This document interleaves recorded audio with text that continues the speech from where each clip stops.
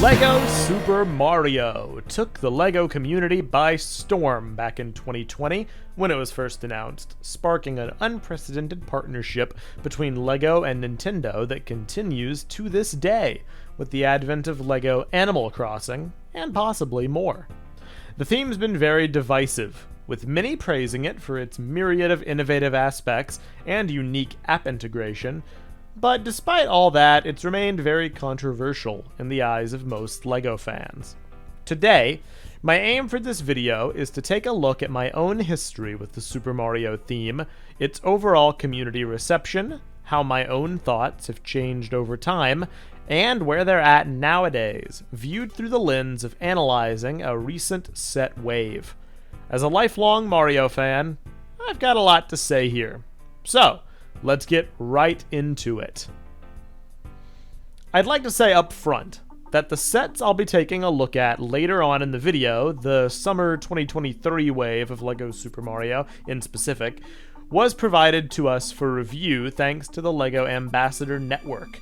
They're very delayed, and I should have had reviews out for them months ago, but life in the fourth quarter of last year smacked me hard in the face, and I'm behind on a good few videos.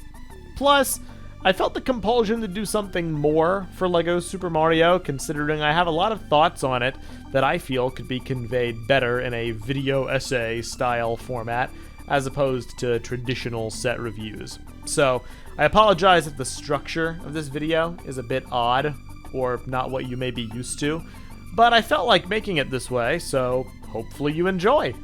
I wanted to be clear about how the sets were provided to us because this is, in effect, a sponsored video, though my thoughts are 100% my own.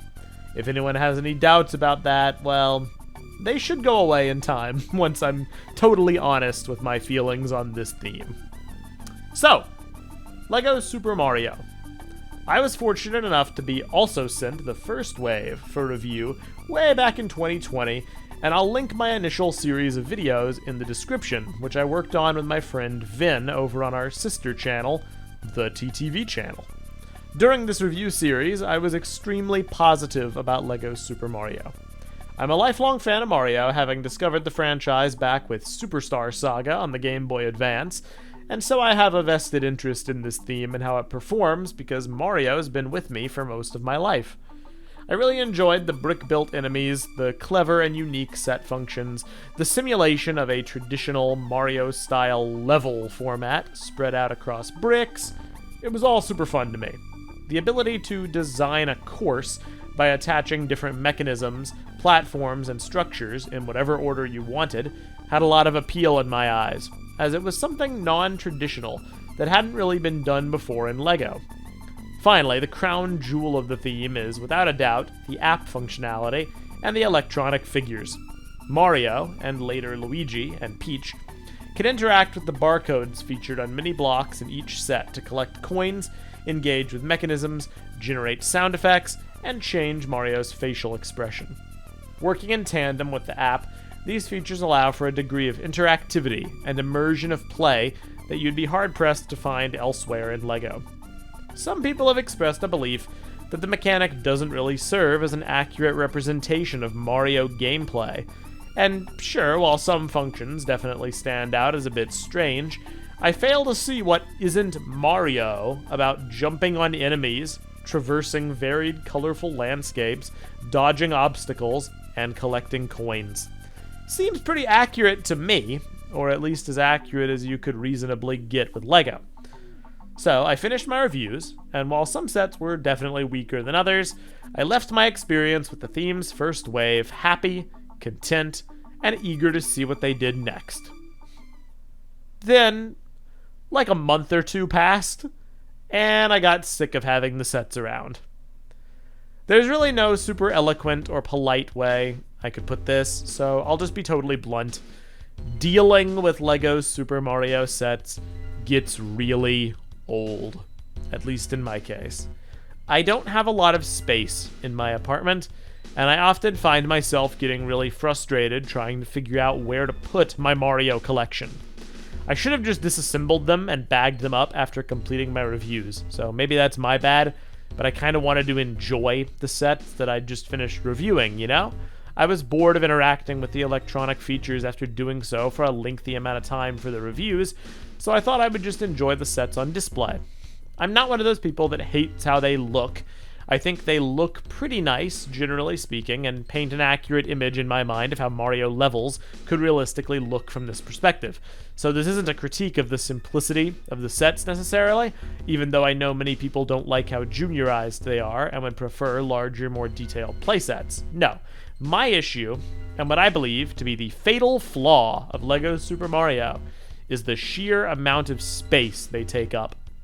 To display these sets, even the smaller sets on offer, is a Herculean task because of their nature as horizontal-focused playsets.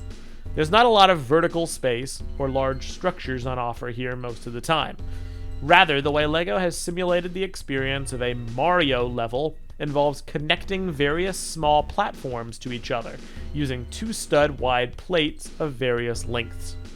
The issue this creates is that it makes the models take up a ridiculous degree of surface area on your shelf, table, or whatever.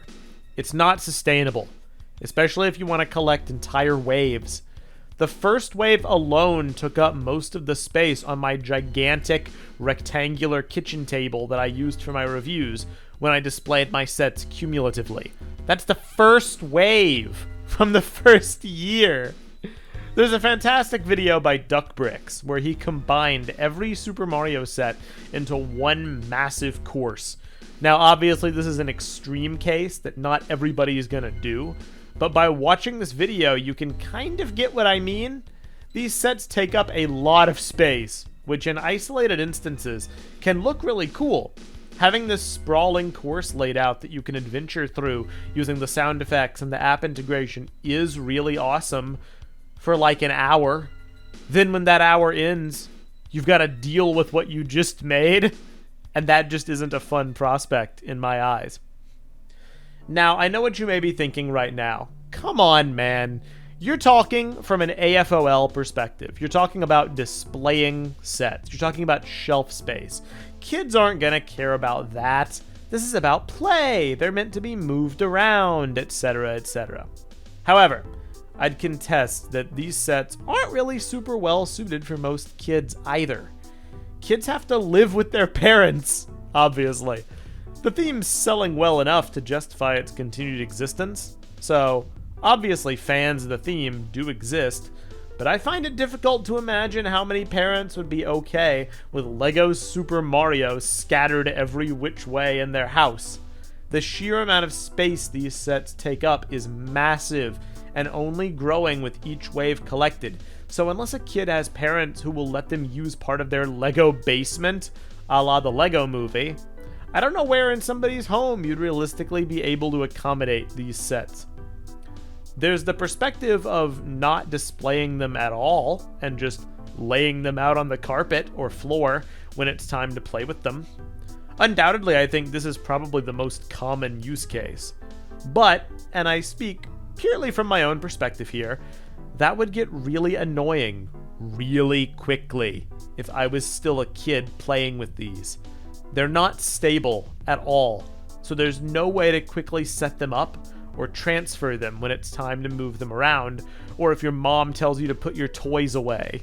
It's an arduous process of grabbing each individual component, its accessories, stuff that isn't locked down super well and may fall off, the individual connecting plates, all the enemies that aren't locked down to anything, and throwing them in a box or a toy bin or something without everything getting mixed and matched up or breaking off.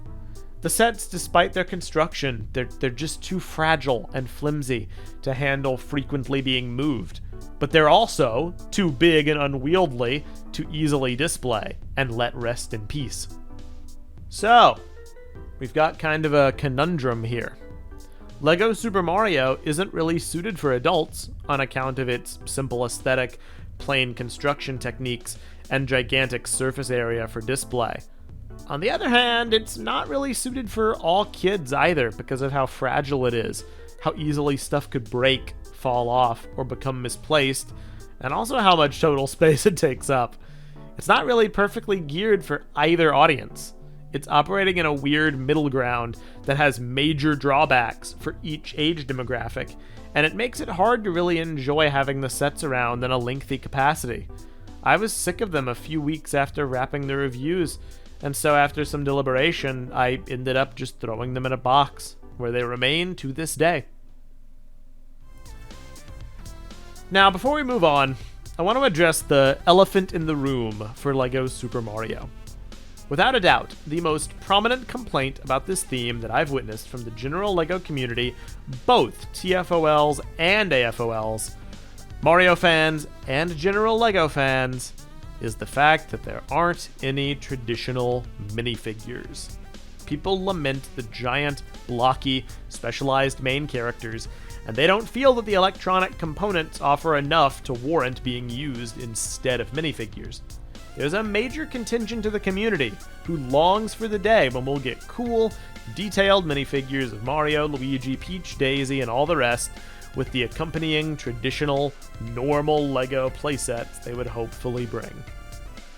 I'm not really one of those people, like at all. Sure, it'd be cool to see them. I'd probably buy them too. But I think that, overall, people like the idea of Mario minifigures more than they would the reality of them. This is because they would most likely feature large, molded headpieces, a la The Simpsons, The Muppets, or any other comparable licensed LEGO theme of its type.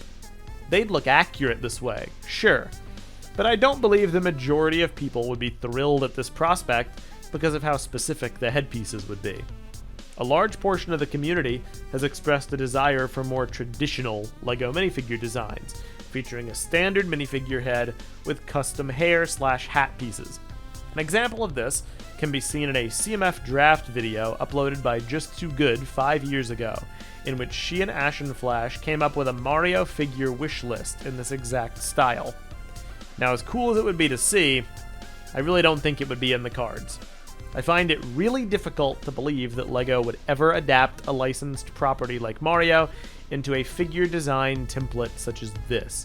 I think the odds are overwhelmingly high that they would simply have pre-molded, specialized heads, which would just annoy the vast majority of the community.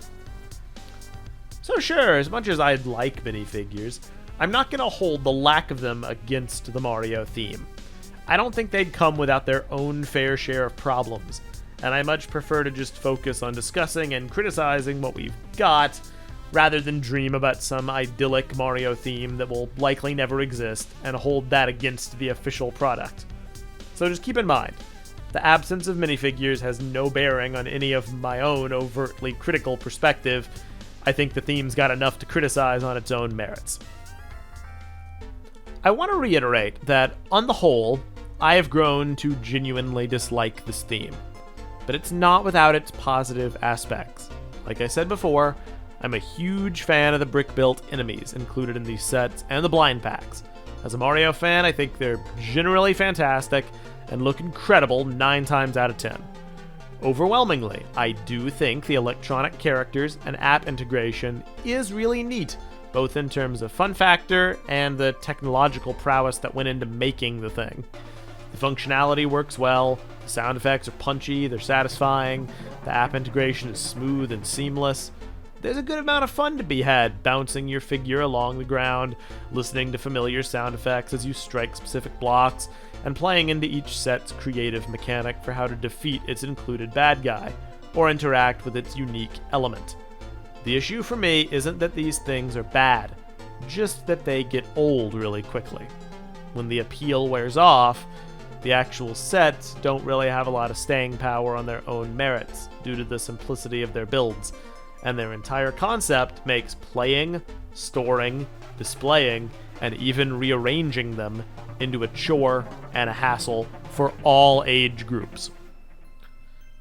Over the years, I was curious to see how LEGO Super Mario would evolve, and whether the theme would take any huge risks, make any big status quo shifts, or introduce any traditional playsets into the mix. For the most part, it really hasn't, which has only worsened my opinion of it over the years since its release. I did thoroughly enjoy both the buildable Bowser and question mark block that they released, but no other mainline Mario sets gripped my interest ever since the first wave. I've been curious to see when or if they would shake up the formula in a meaningful way, at least by my own standards, and provide a different and unique offering. When the summer 2023 sets were announced, I was interested enough in what they were doing that when LEGO offered them to us for review, I accepted, willing to take another crack at the theme for the first time in 3 years and see how the new ones hold up. For the remainder of this video, taking all my prior criticisms in mind, I want to highlight the summer 2023 wave of LEGO Super Mario and offer an abridged review of its sets. This is because I do actually feel that it did make several key advancements with some of its sets, and break this theme's curse in a few key areas. But that being said, others are a perfect showcase for the many issues that we've discussed prior. I'm going to give my brief thoughts on each model, and then highlight their action features, before moving on to the next. So without further ado, let's get started. Starting with 71420 Rambi the Rhino expansion set, I believe this set is one of the better offerings from the entire Mario theme. It's small, cheap, retailing at only $11, but features a creative animal build as the centerpiece, instead of an awkward scenery or stage configuration. This immediately makes it far better to me than its contemporaries, and the fact they were able to still employ a pretty cool function, with Mario being able to ride Rambi and knock over these rocks to reveal the buried bananas, just makes it even better. He looks cool, adds a great degree of playability for your base character. Honestly, what's not to love? This set rocks. Pun not intended. Okay, maybe a little bit.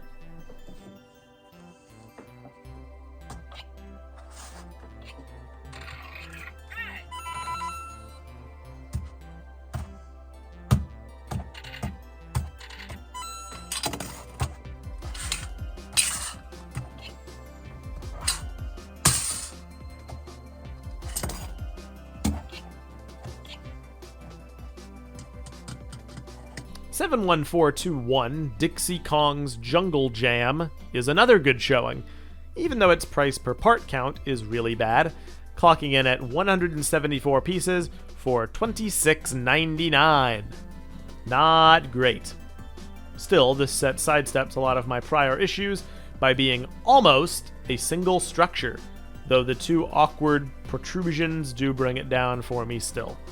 I wish they'd just ditched that entire angle and just beefed up the center platform with the stage a bit. That would immediately skyrocket this set to the top for me.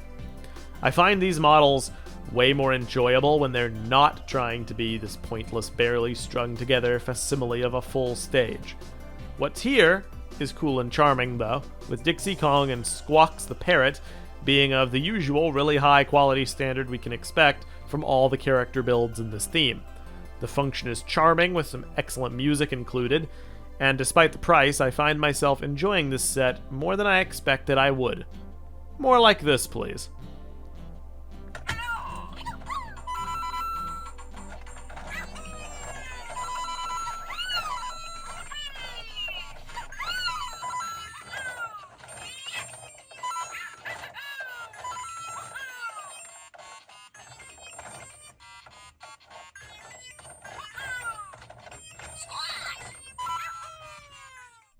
71422 Picnic at Mario's House, retailing for $37.99 and containing 259 pieces, is another example of the poor pricing for this theme. I don't think this set remotely justifies this price tag, and its build is a perfect example of the problems I have with this theme. Disconnected platforms strung together by a shoestring, forming this bizarre attempt at a playset. I can confidently say that if I'd received this as a kid, I would have been really annoyed. If the main gimmick of this set was meant to be its action feature, which doesn't rely on the myriad of loosely connected platforms, then why were they necessary? In my opinion, kids don't get anything out of sets like these. Young me would have just preferred a cool house and an outside dock that I could do cool fishing from, which by the way, is easily the standout play feature in this set. The electronic components continue to excel, and the way fishing is communicated impressed me greatly, with the other action features being pretty fun too. These barcodes are phenomenal, and demonstrate the creativity on display here. I just wish that translated to better designed sets.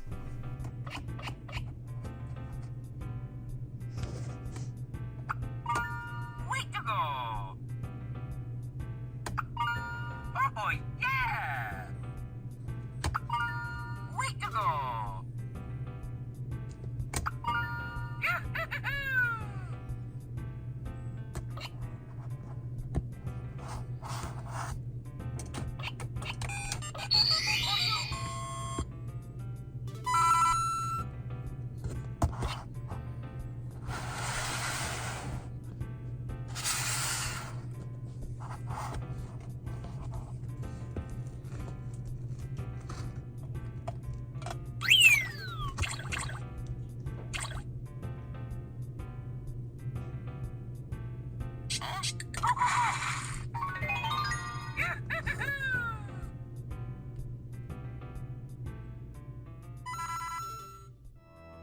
$71432 Dry Bowser Castle Battle, retailing for $109.99 and containing 1,321 pieces.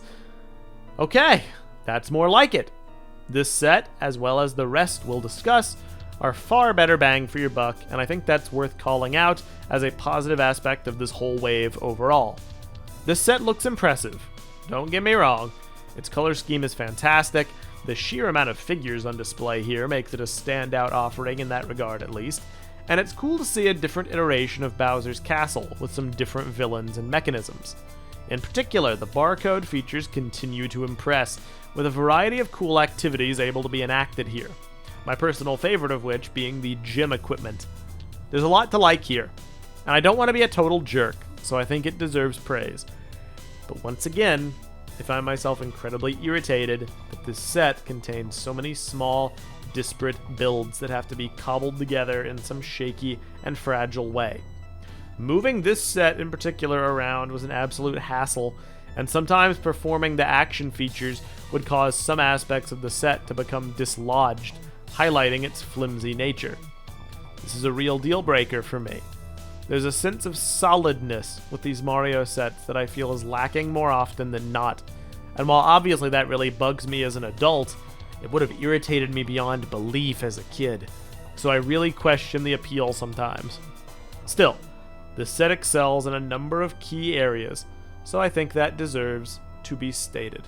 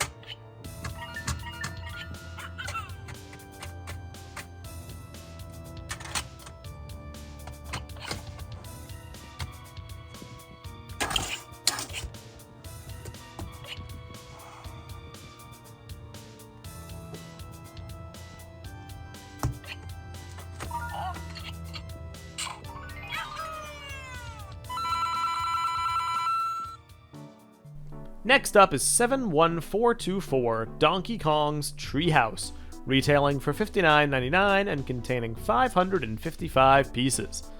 I feel like a broken record, but once again, it annoys me beyond belief that this set features a cool and visually striking central build, and then like 5 separate platforms branching outwards into random and uninteresting things like a hammock or a single tree. This set isn't even the worst offender of this because, like I said, the central structure really stands out and elevates this set's quality. If it wasn't so well done, I would totally say this was one of the worst examples of the thing I dislike the most. Another thing that really elevates this model is the figures. Donkey and Cranky Kong, both are some of my favorites from this entire wave, with DK in particular being absolutely perfect. I can't say enough good things about them. Overall, this lands somewhere in the middle of the road for me, neither being egregiously bad nor particularly fantastic in areas other than its figure selection and construction. I wish those added platforms didn't bug me so much, but they really do. Still, this set is a step in the right direction, I'd say.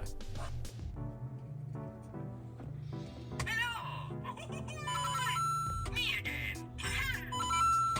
Mamma mia. Bye bye.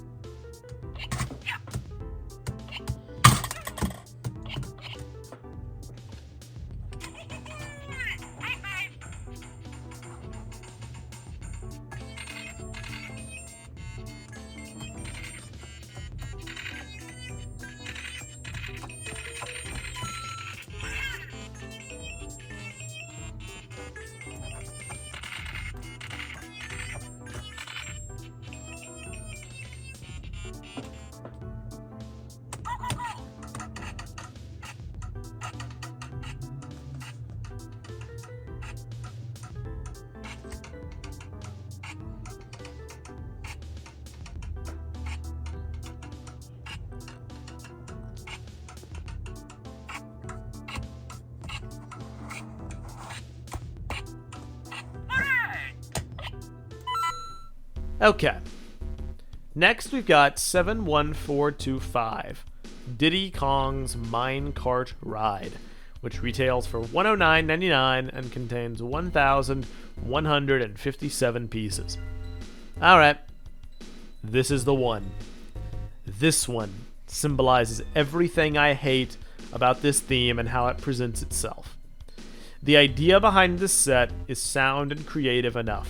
An elaborate obstacle-filled minecart track that you can work your way through, dodging traps and activating mechanisms.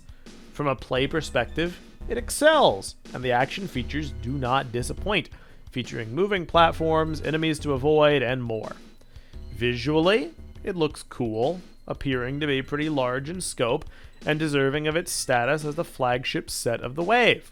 And from a figure perspective, you've got Snaggles, a mole miner, Diddy Kong, and the legendary and iconic Funky Kong himself. The set really isn't awful, I swear. I want to give respect to the things I legitimately enjoyed here, but I cannot describe to you how annoying this set was to build and to deal with afterwards.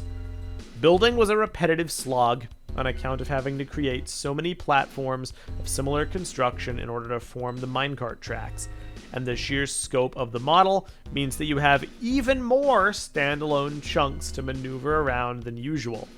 Displaying this model in any kind of way better be chosen carefully, because if you need to move it for any reason, you'll find yourself really annoyed and fast. I simply wouldn't have had the patience for this when I was a kid. I legit don't know who this is supposed to be marketed to. From a build perspective, it's repetitive and dull. From an aesthetics perspective, it's appealing enough, but too simple to really be appreciated by most adults. And from a kid's perspective, its complexity and irritating design would create a lot of frustration very fast. Maybe I was just a weird kid, and most people could deal with having to constantly reposition all these elements. But for me, it'd be a hard pass as a child and a thumbs down from me as an adult. Lego Mario time.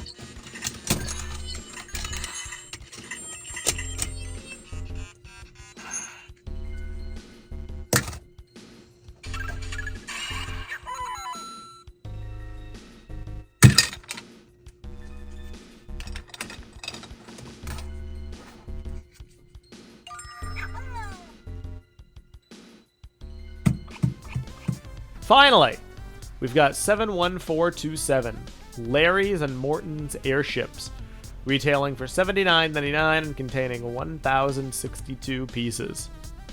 I'm glad we can end on a high note. In direct contrast from the last model, which I despise and takes the cake for one of my least favorite Mario sets ever made, this set might just be my favorite. And I mean that with complete sincerity. This is why I wanted to highlight the wave in this particular way. The sheer difference in design goals is palpable between these last two sets, and I think it may be an intentional choice. Either the designers realize the playset style is unpopular or growing stale, and are experimenting with other formats, or they're looking to offer a consistent variety of styles per wave in order to accommodate all the different preferences people can have. Whatever the reason, this set is a total joy because the models are completely standalone. They're detailed, sizable, and solid. Above all, they're solid. Because of this, playing with them is easy, and moving them around is completely effortless. They also still maintain the same impressive functionality as the other models we've looked at, as Morton's ship can convert into a playset battle arena with barely any effort at all. The set's focus on solid, dense builds with large degree of internal complexity makes it a winner in my book without sacrificing the fun play features that LEGO Super Mario prides itself on. I love it dearly.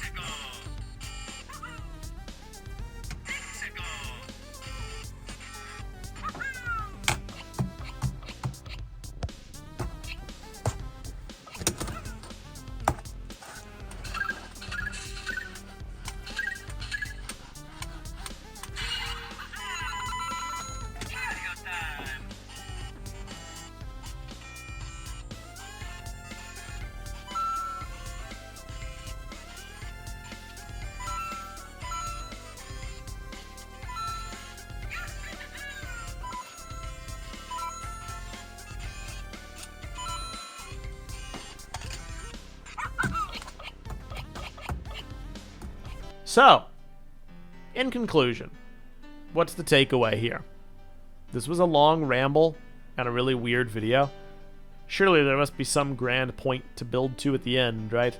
All good video essays have a strong through line that culminates in some profound realization or call to action. Well, sadly I don't really have anything like that here. LEGO Super Mario is evidently popular, considering the theme's beginning its 5th year in 2024, with no signs of slowing down. LEGO seems to be more than content continuing the trend of the Super Mario theme with no substantial alterations. Minifigs are nowhere in sight, traditional playsets seemingly aren't being considered, a massively popular Mario movie came and went without any substantial tie-in, and the 18-plus models, such as Bowser, the Question Mark Block, and the Piranha Plant, seem to be LEGO's answer to appease older fans and people looking for more complex building challenges. So do I necessarily think anything's gonna change? Not really. Whatever path led them here, execs seem happy with the performance of these sets, judging by the theme's continued life, so they must sell well enough after all. But that's no real surprise. Even from an outsider's POV, the sets do look cool and have a lot of appeal towards Mario fans. Even I thought so. Heck, I still do in many cases. It's not the process of the sets selling that I'm curious about, but rather what happens afterward when the sets are in kids' homes. Will they be happy with them? Will they enjoy the game functionality? Or will they be like me and get increasingly frustrated by the flimsy, haphazard building techniques employed by a lot of these models? Will their parents get mad at the amount of space these sets take up? and forbid them from getting any more? Will the kids be sad when their sets break apart in storage, or they forget what part goes to which set on account of not having physical building instructions to easily refer back to? Truthfully, I don't really know. But I do wonder. After all, I reviewed the first wave of LEGO Super Mario and loved it. The new factor, and getting to see so many familiar enemies, biomes, and power-ups reflected in LEGO form, colored my perception, and I wasn't able to immediately tell how big the failings actually were. My opinions crystallized into a more negative type over time, and through the process of having the set in my home. I never felt compelled to buy any on my own merits, and in general, the theme really bored me. But after having taken a look at it for this video, I do think the summer 2023 wave of Donkey Kong themed sets was a breath of fresh air. Although there were still a lot of annoying, superfluous platforms, and some truly awful examples of everything I hate about this theme, there were also a few really standout models that look cool, have creative building techniques, and are able to feel cohesive and well realized, while not sacrificing the game mechanic whatsoever. This trend is being somewhat continued in 2024, with at least one or two sets appearing to be more whole, solid constructions, rather than sparsely connected platforms, although those sadly still exist. I don't regret revisiting this theme in this manner. It helped refresh my mind on what I really enjoyed about it, add some cool Donkey Kong figure builds to my collection, and really solidify the things I hate about it. It's a really complicated mix.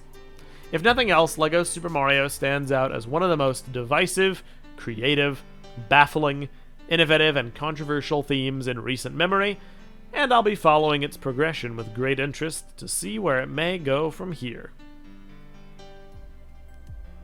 Thanks for watching this oddly structured and random video. This is my first attempt at more video essay style content, something that I've always wanted to do but struggled with.